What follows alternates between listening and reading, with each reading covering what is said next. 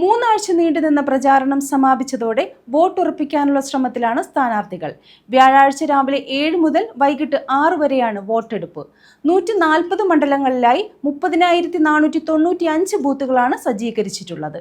വിവിധ മണ്ഡലങ്ങളിൽ നിന്നായി 883 സ്ഥാനാർത്ഥികൾ ജനവിധി തേടുന്നു. രാഷ്ട്രീയ കേരളത്തിന്റെ ഹൃദയമിടിപ്പേറ്റുന്ന നിയമസഭാ തെരഞ്ഞെടുപ്പിന് ഇനി മണിക്കൂറുകൾ മാത്രം. പ്രചാരണ പോരാട്ടത്തിന്റെ ആവേശം മാനമുട്ടയുയർത്തിയ കലാശക്കൊട്ടോടെ പരസ്യപ്രചാരണത്തിന് സമാപ്തിയായി. കേരളം മനസ്സൊരുക്കത്തിന്റെ ഇടവേളയ്ക്ക് ശേഷം വ്യാഴാഴ്ച രാവിലെ 7 മണി മുതൽ പോളിംഗ് ബൂത്തിലേക്ക് എത്തിത്തുടങ്ങും. വോട്ടുറപ്പിക്കുന്നതിനുള്ള അവസാനവട്ട അണിയറ നീക്കങ്ങളിലാണ് മുന്നണികൾ.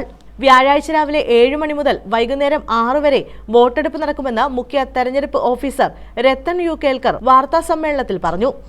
140 മണ്ഡലങ്ങളിലായി 30,495 ബൂത്തുകളാണ് സജ്ജമാക്കിയിട്ടുള്ളത്.